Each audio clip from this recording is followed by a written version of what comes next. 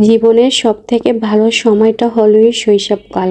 যদি কেউ আমাকে জিজ্ঞাসা করে তুমি তোমার জীবনে কী চাও, তাহলে আমি বলতাম আমি আমার ছোটবেলাতে ফিরে যেতে চাই।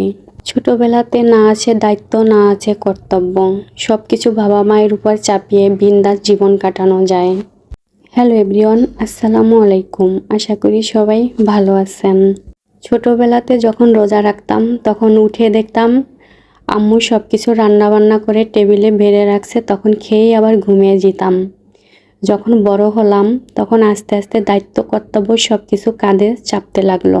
আপনি যখন বড় হবেন দেখবেন আস্তে আস্তে আপনার কাঁধে একটার পর একটা দায়িত্ব কর্তব্য আসতেই থাকবে।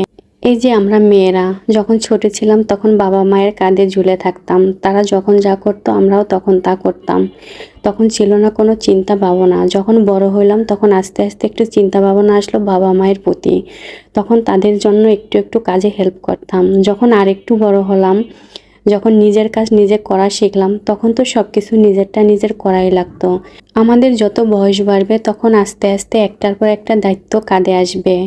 এই যেমন এখন বিয়ের পরে প্রত্যেকটা মেয়েরই সংসারের দায়িত্ব কর্তব্য চলে এসে, এটা কিন্তু করতেই হবে, কারণ নিজের সংসার, নিজের সব কিছু, নিজের দায়িত্ব নিয়ে এগুলো করতে হবে।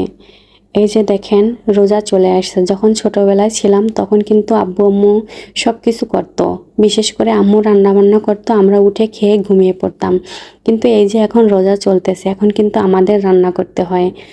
বাসায় যে বউ থাকবে তারই রান্না করতে হবে, কিন্তু আমার শ্বশুর বাড়িতে গেলে কিন্তু আমার রান্না বান্না করতে হয় না, আমার শাশুড়ি আম্মুই সব কিছু করে। কিন্তু এটা সবার কথা বললাম, যখন আমি আমার হাজব্যান্ডের সাথে এই যে ঢাকায় থাকতেছি, এ দায়িত্বটা কিন্তু সম্পূর্ণ আমার। বাসার সব কিছু পরিপাটি থেকে শুরু করে রান্না বান্না, এটাও কিন্তু একটা দায়িত্ব। হাজব্যান্ডেরও একটা দায়িত্ব থাকে, কিন্তু সেটা তো তার বাহিরের, বাসার না। প্রত্যেকটা মানুষেরই বয়সের সাথে সাথে এবং সব কিছুর সাথে সাথে তার একটা দায়িত্ব কর্তব্য কাঁধে চলেই আসে, সেটা মেয়ে হোক এবং ছেলে হোক, উভয়েরই। দেখতে দেখতে আমাদের অনেকগুলো রমজান চলে গেল, রহমতের 10 দিনও চলে যাচ্ছে। গত বছর রমজানে ভোর রাতে সব কিছু দিয়ে ভাত খেতে পারতাম, মানে যেটা থাকতো ওটা দিয়ে ভাত খেতে পারতাম এবং ভালোই লাগতো। এবছর রমজানে কেন জানি কোনো কিছুই খেতে ইচ্ছা করে না, দুই একটা তরকারি রান্না করলেও সেটা আমাদের বাসায় থেকে যায়। আমরা মানুষ মাত্র 3 জন, তাতে আমি যদি অল্প একটু তরকারি রান্না করি সেটাও থেকে যায়।